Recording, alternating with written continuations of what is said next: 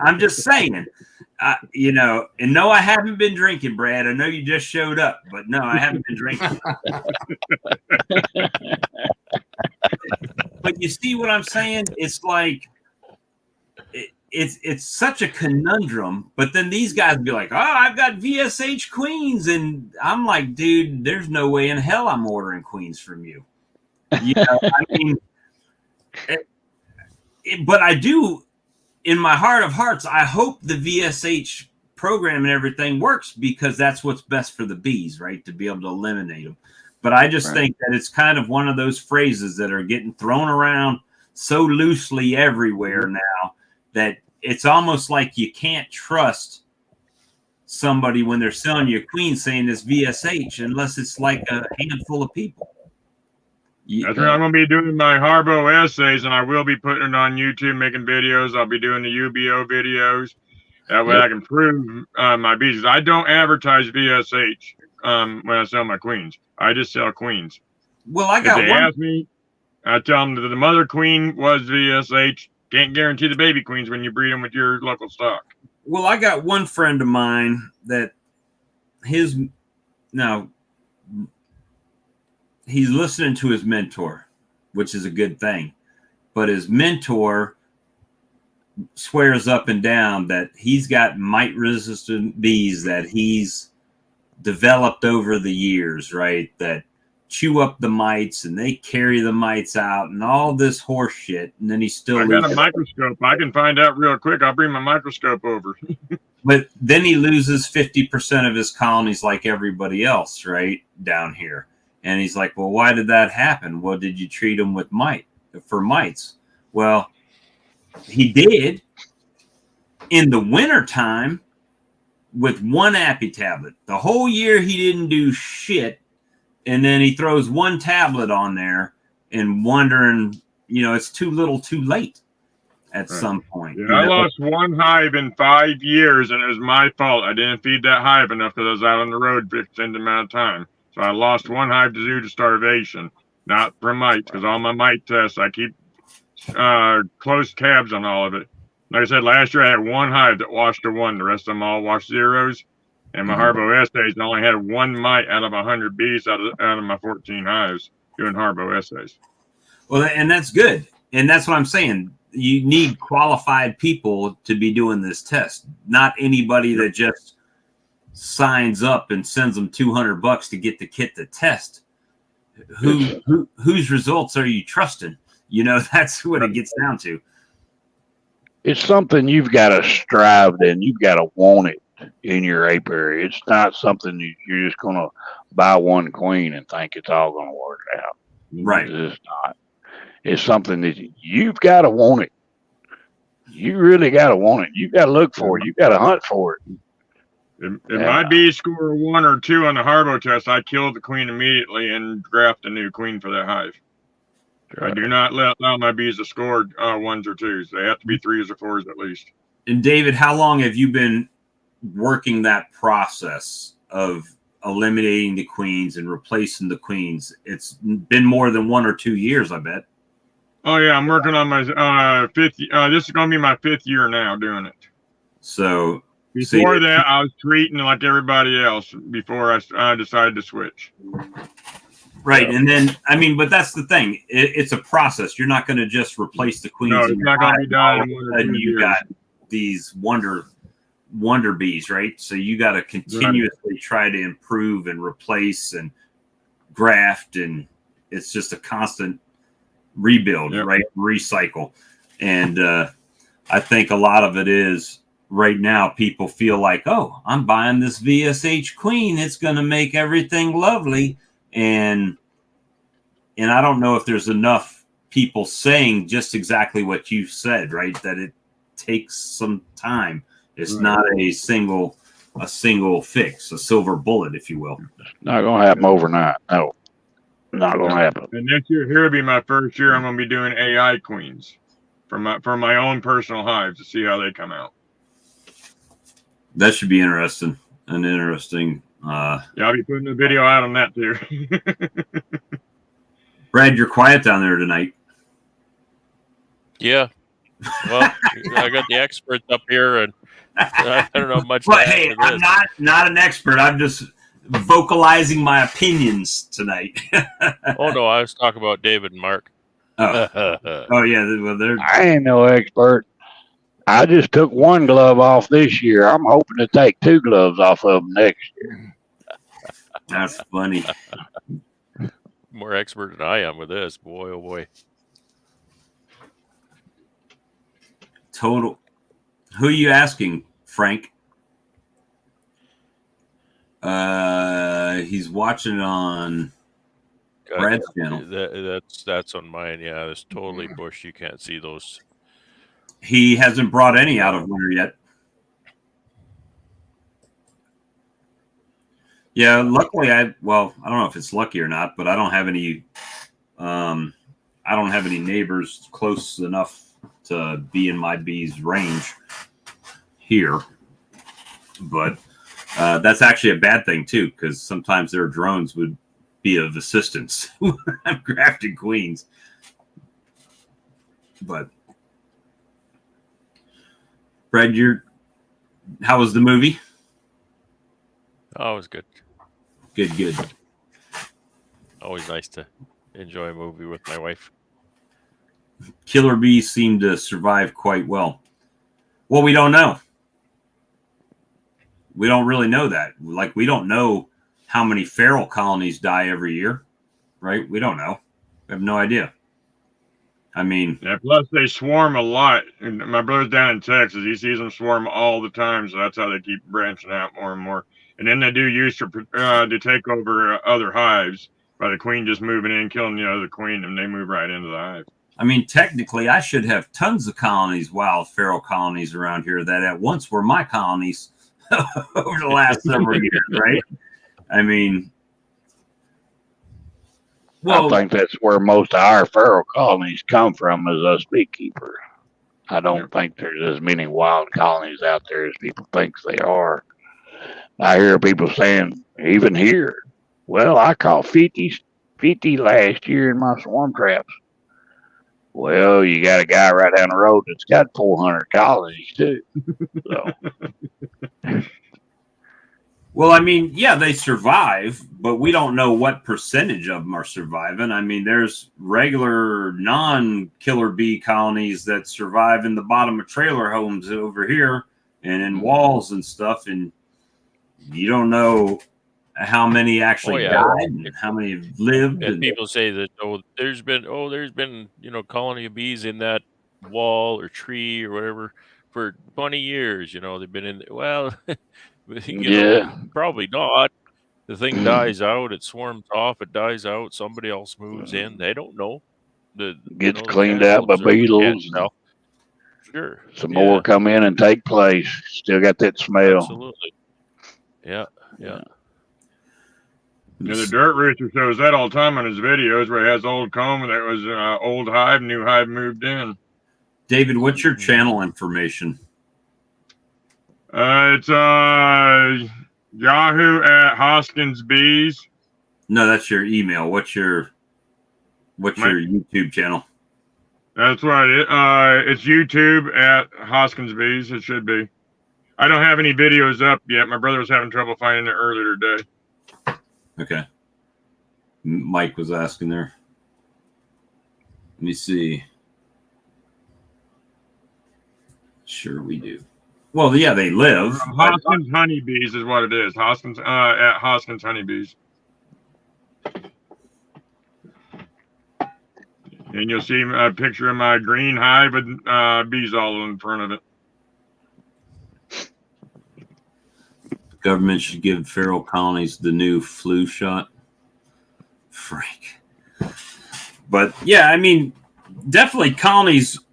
Well, I mean, it's the same thing, right? You got colonies that'll live in your colony, in your hive, and make it all winter long. And I'm sure there's some in trees that'll make it all winter long. But you can't account for what's in that. All of them are making it, right? You can't say just because they're a killer bee, they're making it because they're a killer bee. But I could say, my pissed off bees have made it. So I guess there's something to that. But Yeah, there's bees that make it with no human help for sure. Yeah, and I But think why is that, due though? to swarming, a lot of it, That's the big like question. David said. Why do those wild colonies make it when the ones we treat don't? Like David said, I think a lot of that's due to swarming. They swarm and swarm and swarm and swarm. Yeah, that's a big help. They just brood break themselves so much. Even if it's gone, like even if it's not a swarm, if they get tired of putting up with the mites that they leave, you know. So I mean, that's I've caught them and just hope they stay in a box. You know, I don't catch them no more. I'm done. I do it I more don't as catch any swarms either. Unless they're mine and they're up in a tree, I go get them. But I Right. I don't mean, catch if any they're in my swarms. yard, that's different. You know. I get a lot of calls for like, hey, I got a swarm in my bush. That's not a problem. If it's close by, I'll go grab those. Somebody asked me the other day. They said, "What do you keep in your truck in case you get a swarm call?" I said, "My buddy's phone number. That's what I keep in my truck." Mm. Right. Pro You new. got time to chase these swarms. You Keep know, a like pro you say, new if they're in in there. your yard. They're in your yard. You know, go get 'em. But I just don't have time or energy to be chasing swarm calls. Yeah, if I get a third yard that's far enough away from my bees, I might start collecting swarms again. But I don't want the swarms interfering with the bees what I'm trying to do with them. So I just You don't talking bring about any other that, bees Brett? in my yard. There's times when I ain't got time, and I know I've got 10 virgins up here to make splits to create more hives. I just don't have time. You Right. know. Yeah, time is everything. Exactly. You're gonna take care of those virgins or those newly mated queens or whatever. You're gonna climb up in a tree and get some old queen that swarmed on you. Yeah.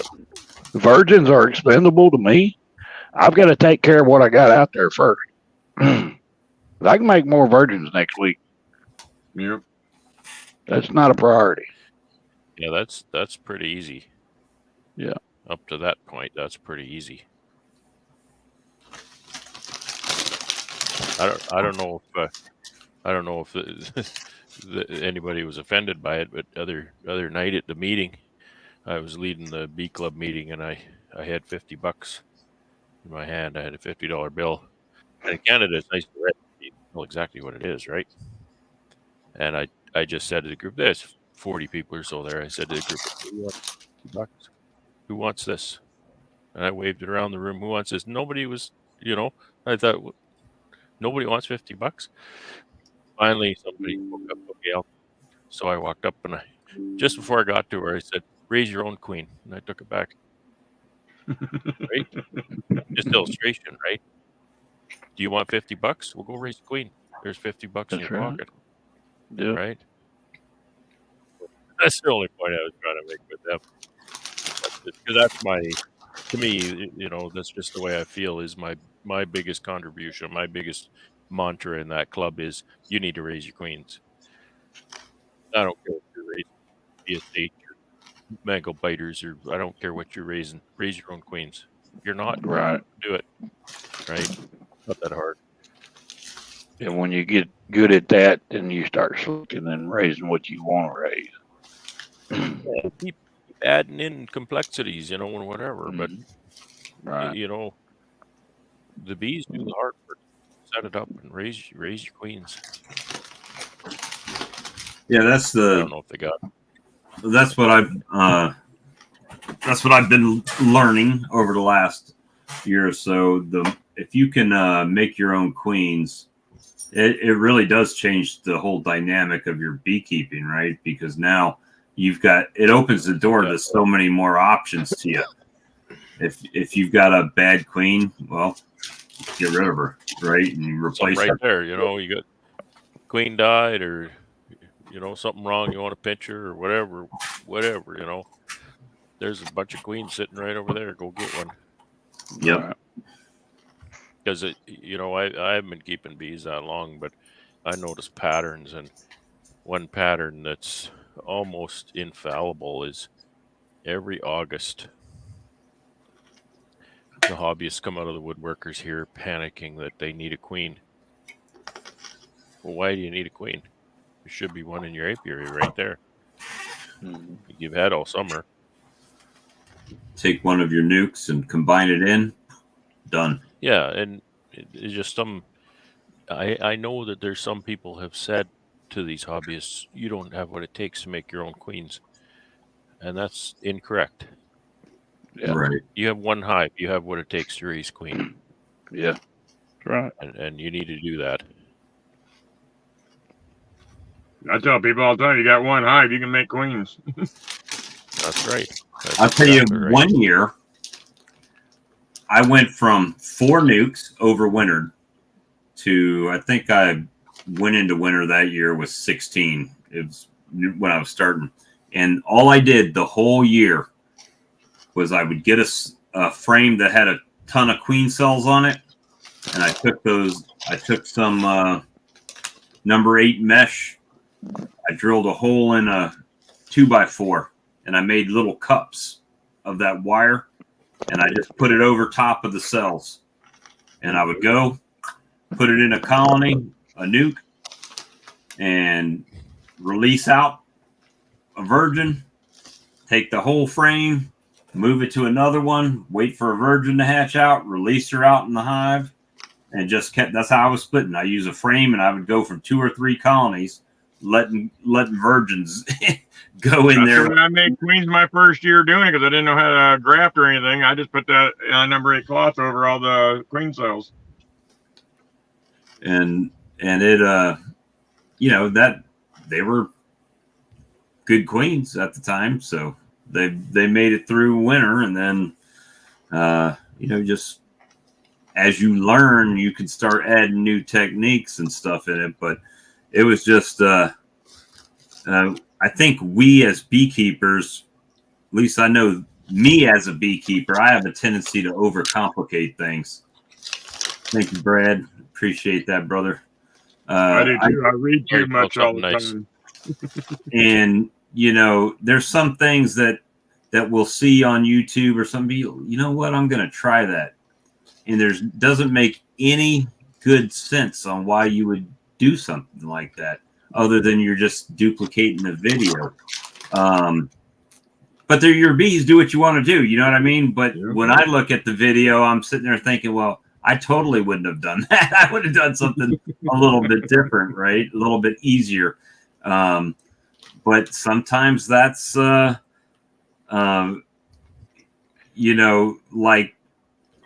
I'm not going to lie to you. Last year, I was always doing the traditional split. I'd take a nuke box. I'd take a couple frames of brood, pop it off to the side, shake some bees in there. I'm sitting there like the chef making the salad, right?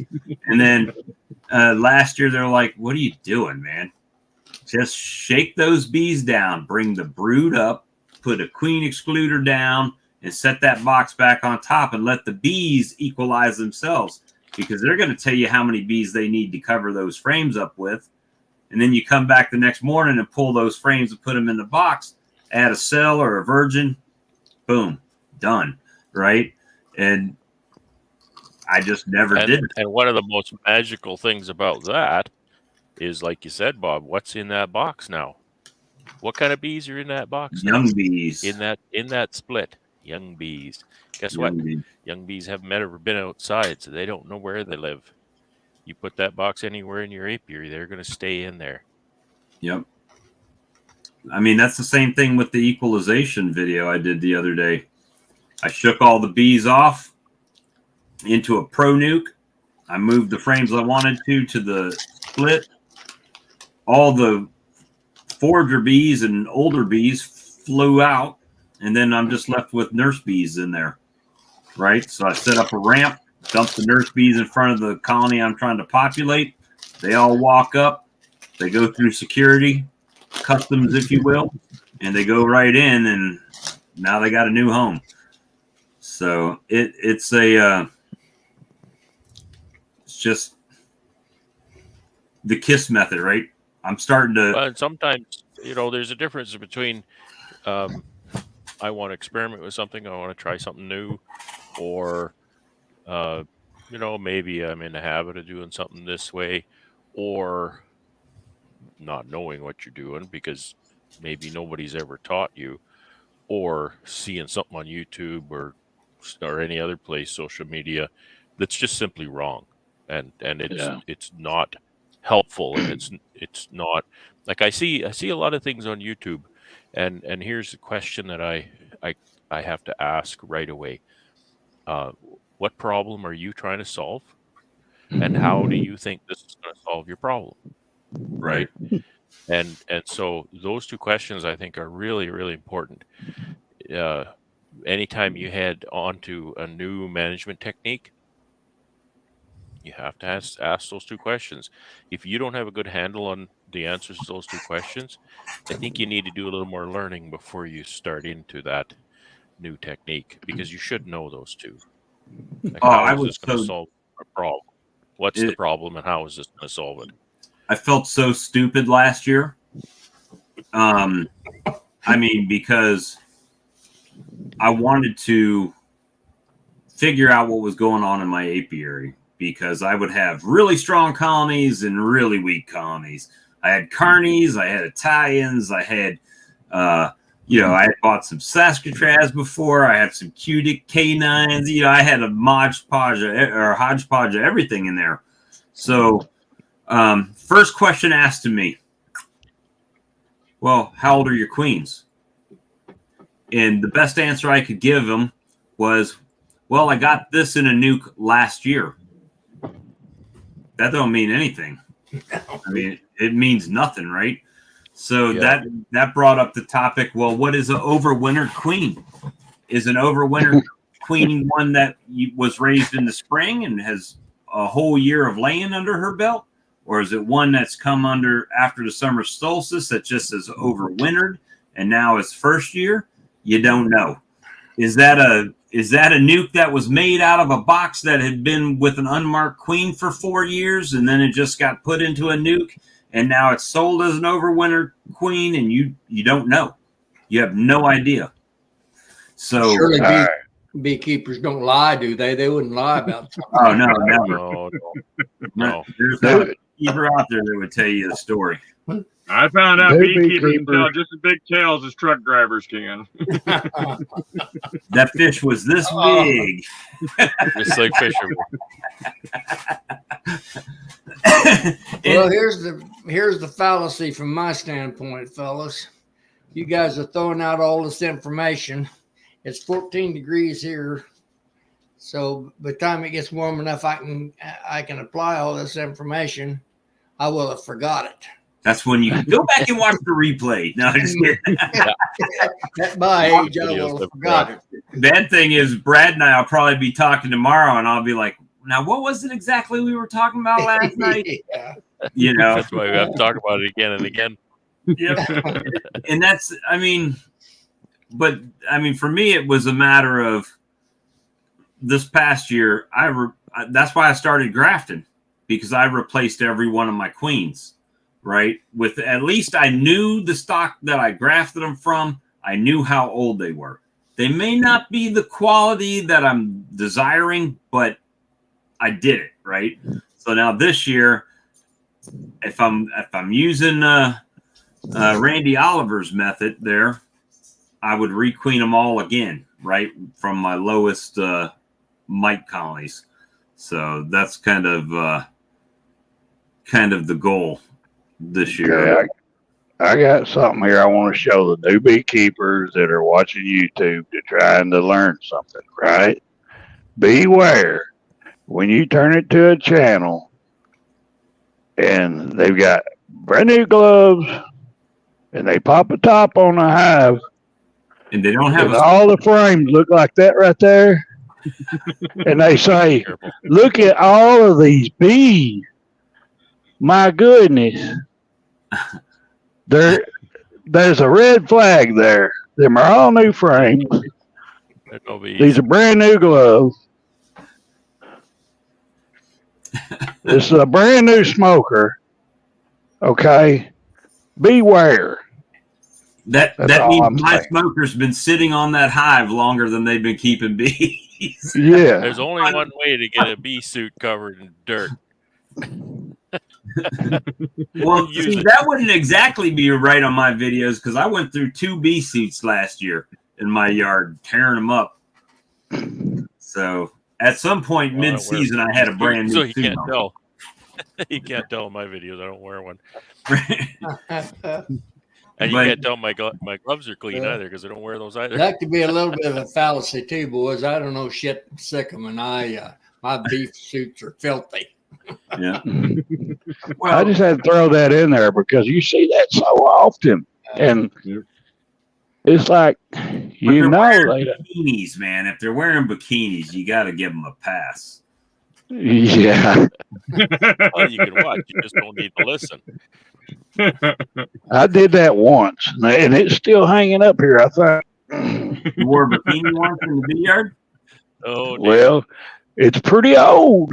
I'm waiting to It's see got a lot Mark of dust video on it. where it's coveralls, but they're short. They're cut off You can probably see it up there. It's a black brassiere. Goodness. from Brazil.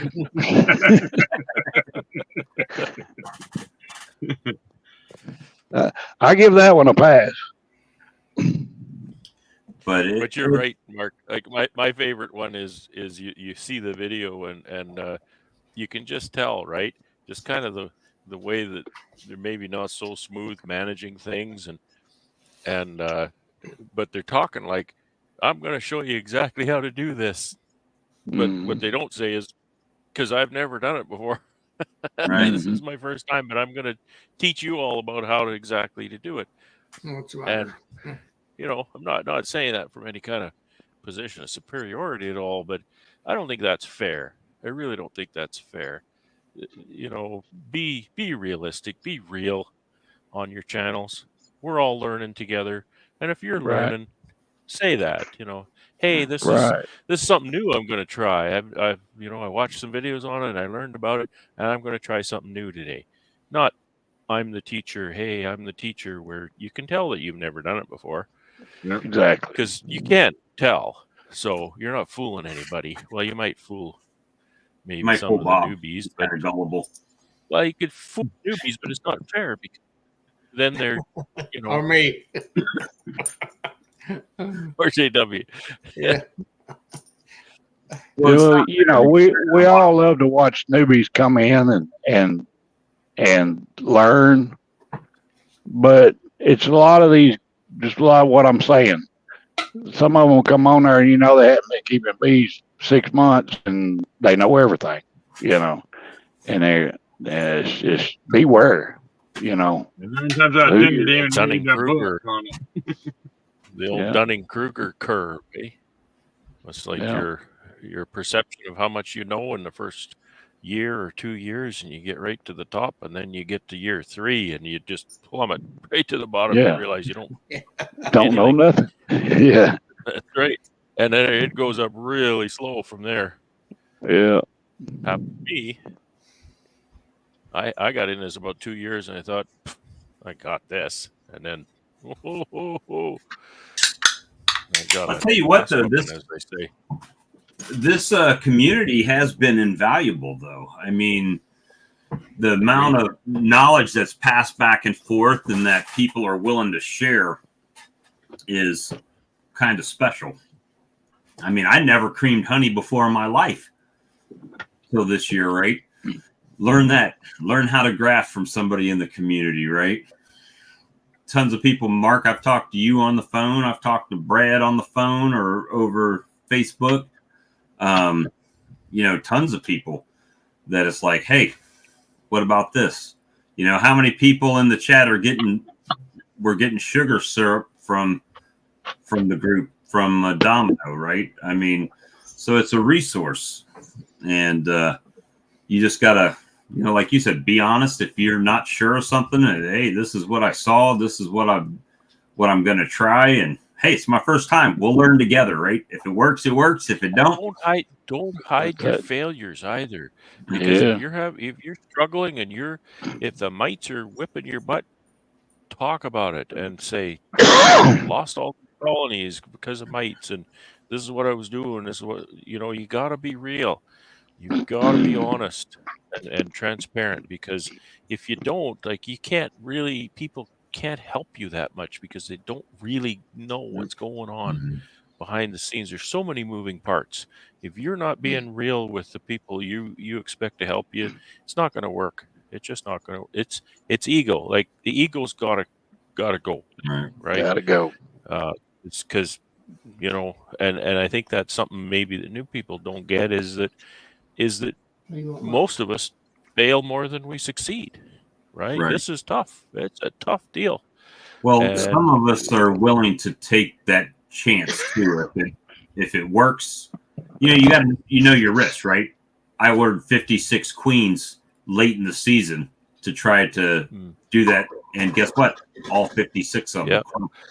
So Didn't work that out. was $1,100 that I was willing to throw out there for a gamble on queens to try to have some overwintered stuff for the spring, and it failed.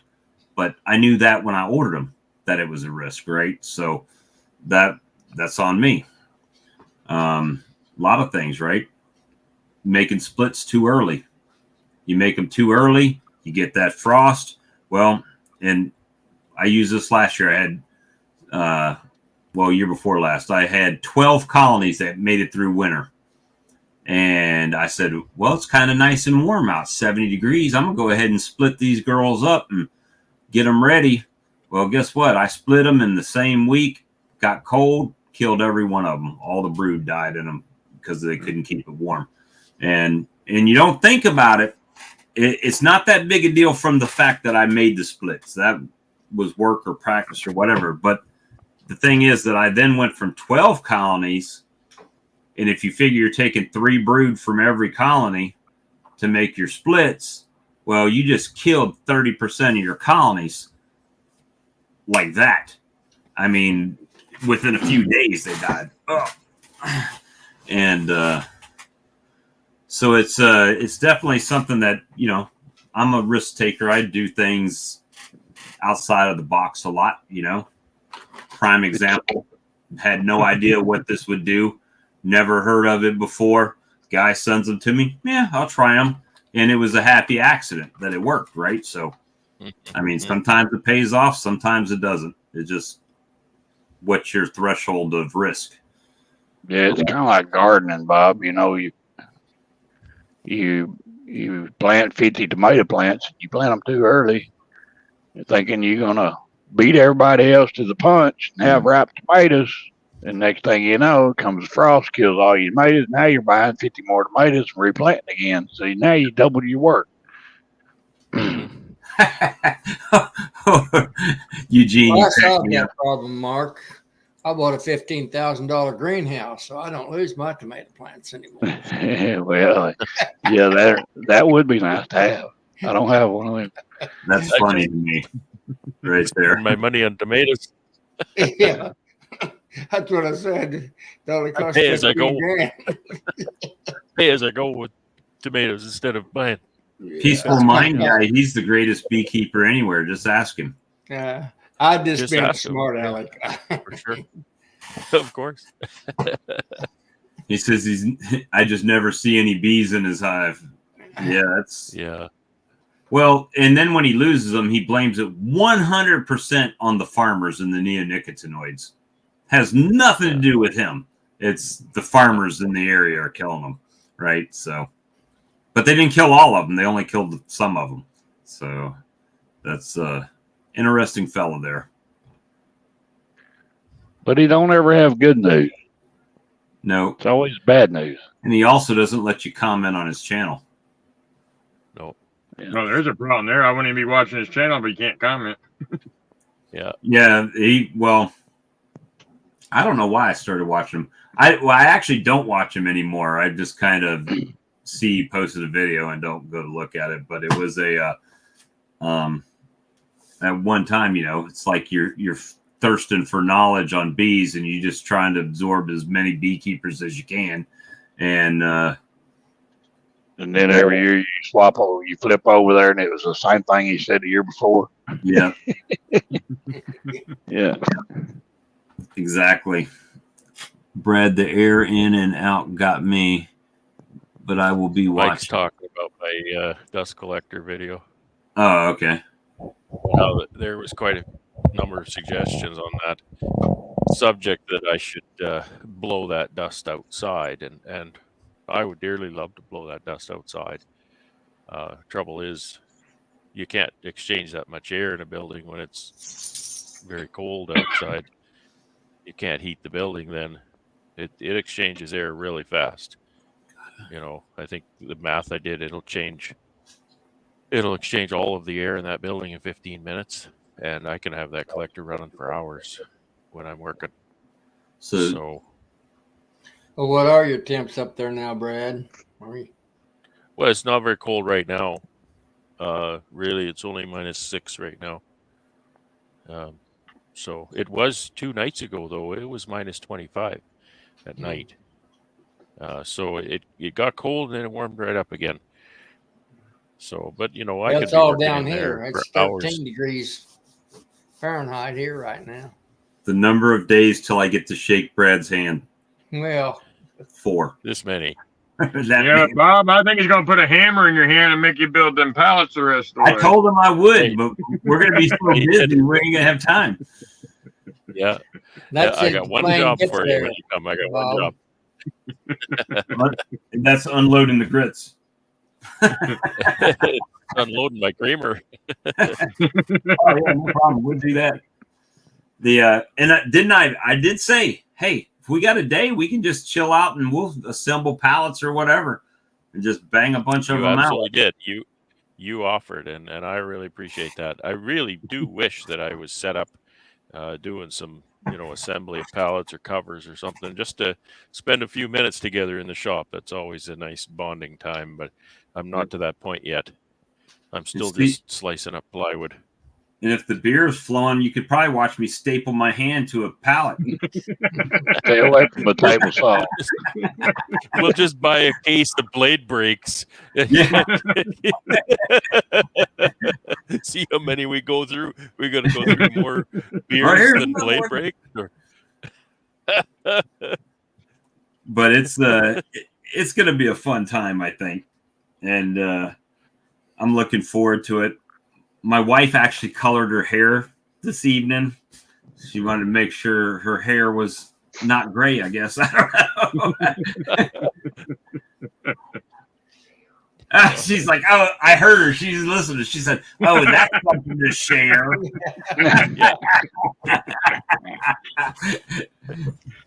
Well, Bob, I wish you luck. I sure hope your plane gets there before the conference is over. Yeah, at least my luggage. The plane will probably get there. My luggage will come when I'm heading back home, probably. Well, this air service is right now. I wouldn't hold my breath. That's a good question. I don't know if that's an appropriate thing. Is it appropriate, Brad, to stream from up there? I don't see why not. Other than I'll use Brad's tripod, so y'all will quit bitching at me. I got 2 tripods. I'll give one to Bob specifically. He can have his own tripod while he's here. I'll even show him how to use it. I've got one right over there. I got a smoker.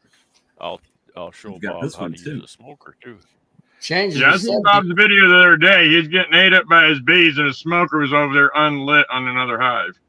Just Well, sitting there. I've got about 2 colonies out there that are pretty aggressive. The ones I that watched you run through them the other day. the ones that I was actually working in weren't mad at all. But when I was looking for some more nurse bees and cracked that one, which is funny because I went out there a couple hours later and I lifted that whole box off, set it off to the side, put a deep underneath it, and put it back on there, and nothing, no problems. So It's just, I don't know. I got bipolar Bs. So we're gonna try to get that fixed up this year. Those are the first nukes I'm making right there, Mark. Here, you need a nuke? Here you go. Especially if that guy that left me hanging on 6 of them last year. I'll make sure he gets a couple of them nukes. Here, I got a special nuke for you with a bunch of bees in there. I even already have it duct tape shut for you. But yeah, so yeah, I'm excited. A couple more days of work and then on the Should be on fun the trip. times. Yeah, it's gonna be Forward fun. to it. I'm And gonna be wore out, man. I'm gonna be wore out after 2 you're days. saying of when you bed. drop me off at the airport, though, you can go home and rest. I actually have to fly 8 hours and then drive 3 hours back from the airport. So I get it. Yeah, that's a big endeavor. Can you fly right? Are you flying right into Winnipeg, Bob? Or once you get up there? no, I'm driving to Atlanta. I'm flying from Atlanta to Toronto and from Toronto to Winnipeg. So it's but if I'm not mistaken, it was would have cost me $500 more to fly from Charlotte than from Atlanta. So I'll drive 6 hours for $500. You know, I guess what it amount to round trip. But yeah, I'm game. But see, I was really honestly, they were saying, well, it should be -40 or something, what Doug was talking about, right? And now it's like, oh, well, it's going to be 20s and to 30s. I'm like, well, shit. It's like I missed the dance, you know? Have you flown out of Have you flown out of Atlanta before? Yes, sir. I've Okay, flown to Atlanta before. But that can be a little hectic sometimes.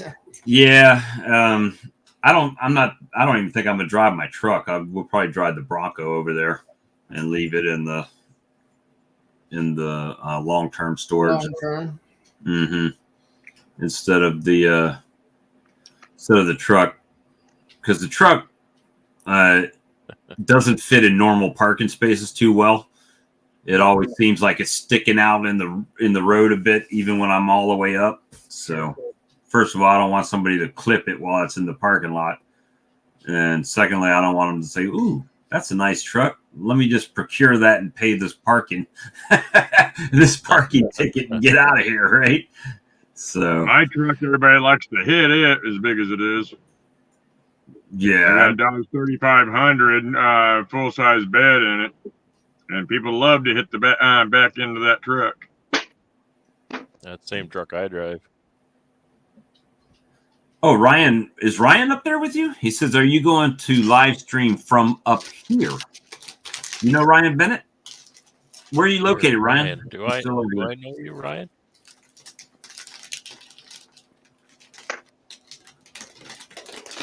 I don't know. You see all the bee chat in Peaceful Porch? Oh, I saw it last year. It's like, oh, he's in Alberta. Yeah. Okay. Oh, okay. The yeah, that dude puts them in the building on his porch, and then when it's a nice day, he'll roll them outside. So he's constantly moving his hives from inside to outside, inside to outside. So, and he's in Michigan. That guy. Yeah, no comment. Yeah, Bob, here's the long term. So you arrive on Thursday, -4 on Thursday, -6 Friday, and 4 above on 4 is Friday, what? on 40, Saturday. 35 or 40, right? 4 is Yeah, that's 40, hoodie weather.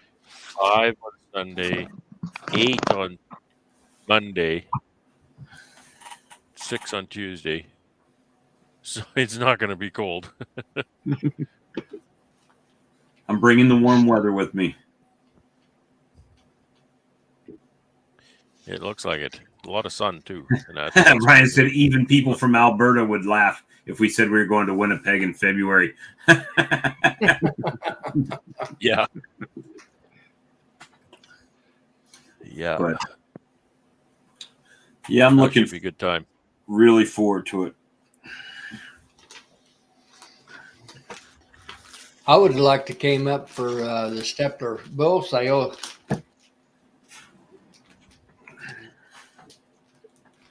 What's that? Well, come on. I think you can get that think online, it's can't over. you? Yeah, they had it last It's week over, or I think. something. I had a catalog from what's his name? Yeah, it was Tuesday. Ian's brother. Tuesday they were Yeah. was there getting ready on Tuesday? Something like that. Maybe this weekend. I'm not sure. Maybe it was today. Maybe today's what, Saturday? Hmm. Well, it was. It's Sunday now. Yeah, you're right on that. Yeah, 12 more days and I get to go home for a week. Are you on the road someplace? Are you, David? Yeah. I during the winter time, since I can't mess with bees, I stay out 6 weeks at a time. Oh, I keep can't my stay out place. 6 days, let alone 6 weeks. Yeah, March 1st I go home and I've been out here 6 weeks. Mm. What's and your after that, normal bee area season's you're coming up, driving so in? I'll be home every 2 to 3 weeks.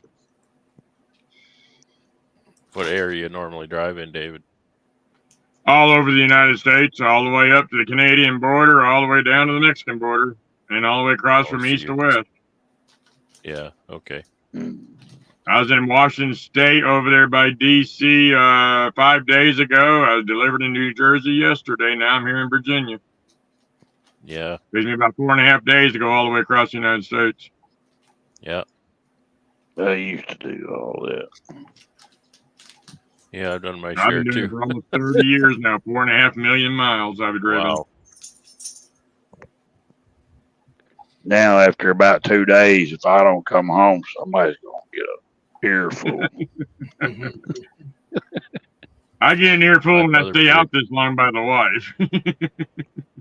My brother put in 40 years and 5 million miles. Yep. Hopefully this is my last year out here, and I'm looking at going log trucking or something like that, where I'm home every night. Get paid Yeah. a third of the money though that I'm getting paid now though. Yeah, but money ain't everything. Yep, that's for sure. I I know wouldn't that. I'm a know. I've beekeeper. never had enough to say that. Well, at the end of this year, my house will be paid off, and then that takes a big burden off me. Yeah. You think? Fellas, I think It- I'm gonna check off of here. My buddy here is wanting to go to bed, so All right. Good night. All right. Dog. Love you. See ya. I'm gonna check out on you. It's past the old man's bedtime. Y'all have a good one. Good night. Okay, okay. The what company you driving for, David? Crete Carrier out of Crete. Lincoln, Nebraska. I used to drive for England, CR England. Mm. That was I've enough. been over here at Crete now for 9.5 years. After I fought cancer, I lost my company, and so I come over here to Crete because of the insurance reasons. So I lost my authority and my trucks when I fought cancer. It's the Mark's place might be hiring. Do what? Mark, the place, Mark's place? Yeah. Tyson. Mark's place is always hiring. Yeah, I ain't gonna say nothing about all that. I know I how know you Mark feel was about there. that. I'll just keep my mouth shut on that, dude. My place is always hiring where I work at. I had a good job. I can't say for sure I got a good job now or not. Time will tell. Right. I make good money. I can't complain about the money at all over here.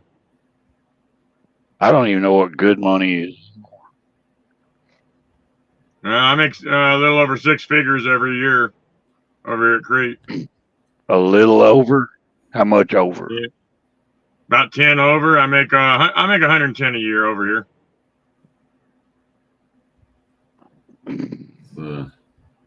And you're staying out that long? You know, only through the winter. Rest time I'm home every 21 days during the It ain't summer. worth it. It Unless they ain't got worth it. really good insurance. That's one reason why I come over here to begin with, because the insurance is really good over here. Right. I've got to have my insurance too. I've got cancer. I know what you mean. Yeah, I fought kidney cancer back in 2011, 2012. Yeah. Well, it's good to see you're still here. Oh, yeah. Especially when my mother-in-law was diagnosed with the same cancer I was at the time, and she passed, and I survived. Mm. Wow. My wife had me and her mom both at the same time, taking care of both of us. Yeah.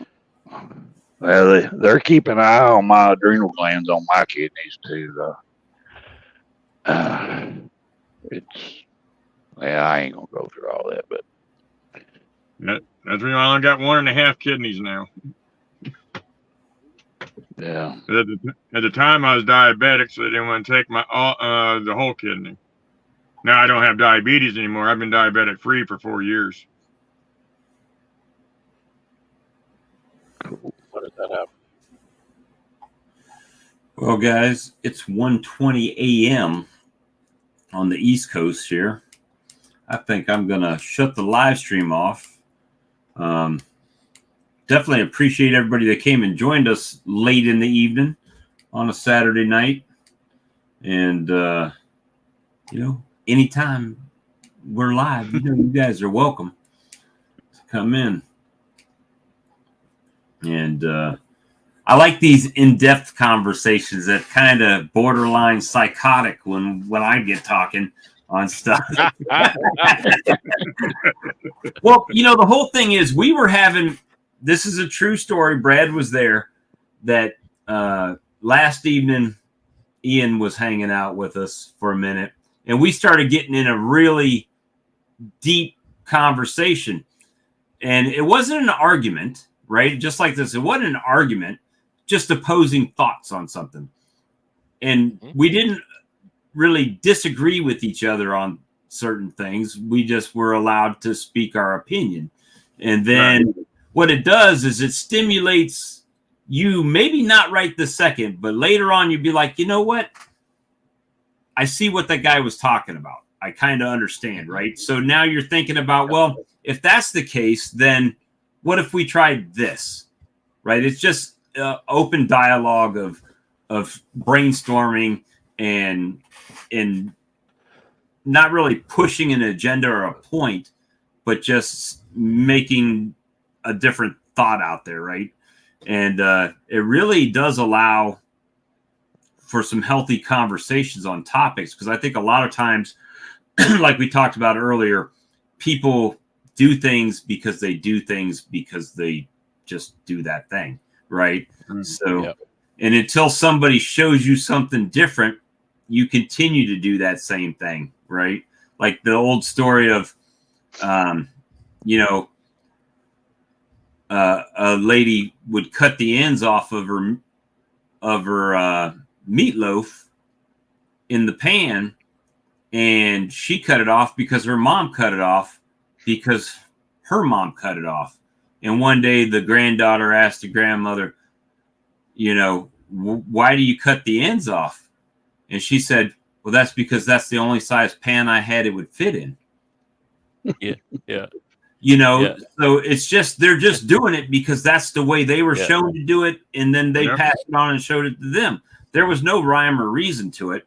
And sometimes that falls into what we're doing as well, I think. Beat and repeat. Yep. So our mentor shows us something and we do that and we keep doing it. It's not that it's not working or anything like that, but that's just how we were shown. So we keep doing There's that. a lot of superstition. There's a lot of superstition. And some of that comes into when we do things like we manage our bees and we change more than one thing, right? So we'll change 2 things or we'll change 3 or 4 things in a season.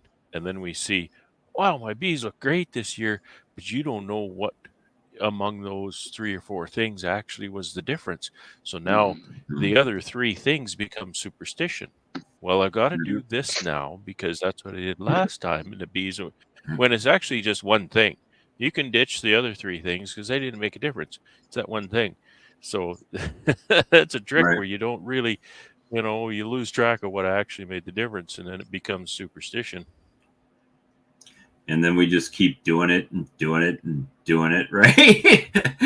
So it is what it is. But until you have a discussion of, hey, why exactly are you doing that? It's just out there. And some people will get pissed off if you ask them, right? I mean, literally, well, why are you doing that? Isn't this a better way? Yeah. Yeah. Some people they get very it. defensive. And you're not really challenging I know a what good they're side doing. beekeeper here. He's got quite a few colonies, and he'll talk to me about his methods, and he'll tell me that he makes a certain concoction to put in the feed in the fall, and I asked him one day, so what's that really doing for you? He just and he'll come right out and say it. He says, well, I don't really know, but I always do it, and my bees look great, so I'm going to keep doing it. Mm-hmm. Maybe it's right. It's almost like he's afraid not to do it.